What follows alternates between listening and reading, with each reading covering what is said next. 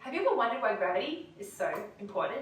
And did you know that babies, or even very small children, they instantly recognize when something is not acting according to the laws of gravity. Gravity is just programmed in to us in a way where we notice it when it's not right.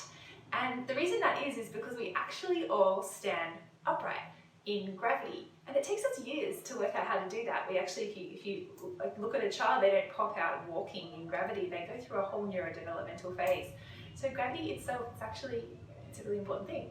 So it's represented in different parts, distributed through the entire brain. So what I would like to teach you is more about gravity and more about the parts of our brain that work with gravity, and even the things that we do when we try to challenge it, and when we win and when we lose. And I would love for you to put any questions you have underneath about the vestibular system or gravity, and I'll do my very best to answer them, and I look forward to seeing you in my next video. Hi, luckily our subconscious brains are much better at physics than we are. And that's why we can stand upright in gravity, ride a bike, walk, and move around and even process what's up. So we know, if a letter is a B, a P, a D, etc., etc. But gravity is a really important sense, and we don't need to know physics to manage it. And that is in part because as children in the womb, or neonates growing in the womb, we're exposed to it in the first trimester. Already that organ that processes gravity is fully formed and telling us where we are in space. So it's one of our first senses to register. Now, in fact, babies, when they're born, babies at 5 to 7 months, they will know that a ball's supposed to roll downwards, and if they do an experiment where the ball rolls up, they'll look surprised, they'll act surprised. So there's a fully formed sense of gravity. 2 to 3 year olds, they know in experiments that things fall down, okay? So why is it important? So I'm going to tell you 5 things that I really think are interesting about gravity that will engage your curiosity. Number 1 is that it holds you to the ground. So it's this ever-present 9.8 meters per second force downwards that just happens to line up with how we walk, all right? So it's holding us onto the ground, driving a lot of our receptor input. Something like 150,000 signals per second from each ear go into the brain from gravity.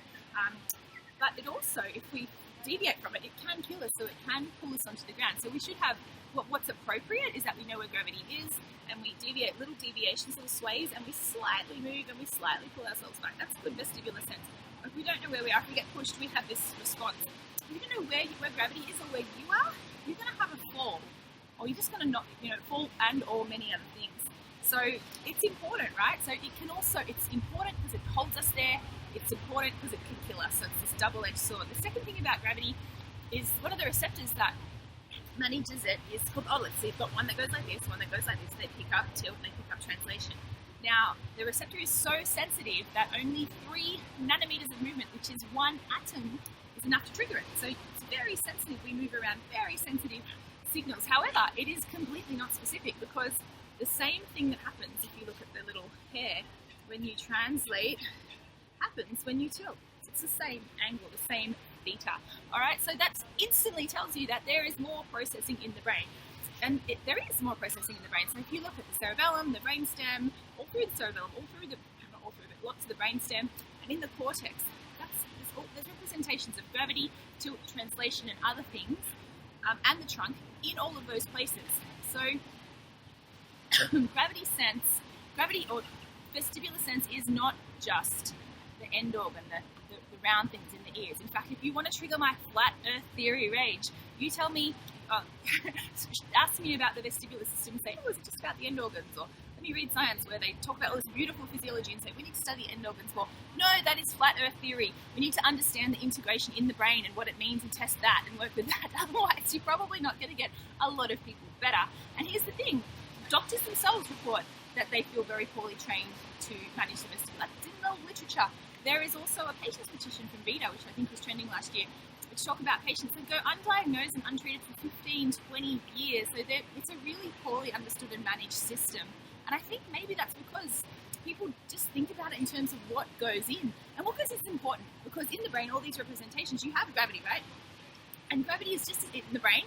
It's just a 9.8 meters per second down force. And the brain just keeps updating it using 1, 2, 3, and 4. 4 things, which is vision, which is how you get visual cues. So I know from behind me that those buildings are upwards. This is gravity, right? This is telling me about gravity. If I look out on the horizon, I'm a little bit less sensitive to that, or brains are in general.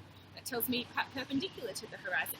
If I tilt my head and move my head, that's giving me a signal from the inner ear. If I move my body around, it's giving me a signal from the body. But even like the fourth one, which is pretty cool, which I only really just read about yesterday and re-understood, is the organs. The body actually uses the organs, how heavy they are, to tell itself about gravity, to keep updating regularly the sense distributed through the brain. So what does that even mean to us?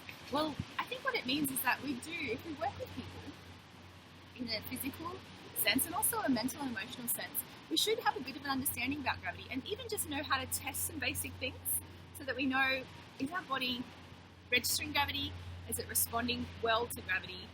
Particularly, and we can test them easily just with the eyes. So if I look at you, what you should see when I'm moving my head, and if I'm doing it quickly, my eyes should just stay smack bang on.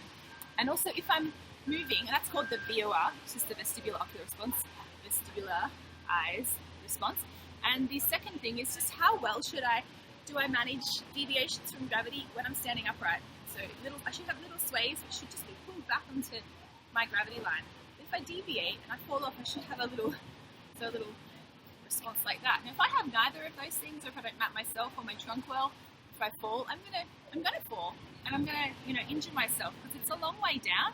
And even though my head is covered in thick skull, it's a soft, squishy brain in there. So falls do kill people, and they usually are quite predictable based on balance scores. So I hope that's all been helpful. I hope that's given you a bit of a sense of what this system is, where it's represented in the brain, and why we should test it and be mindful of it. What I'd like you to do is comment below with any questions you have about gravity. If you've had any questions from this video, anything that's just jumped, I would love you. I would please write what has been helpful for you to understand. And I would like to make more videos. So I really want to know what you want to know. I don't want to talk about what's interesting to me. I want to talk about what's interesting to you. Okay, I'm Danielle from Vestibular Workshops. We're doing our workshop August 25 and 26 in Melbourne. It's 2017 this year, and it's been great to spend the morning at the beach with you. And I just hope you have a really great day, and I'll see you soon. Thank you.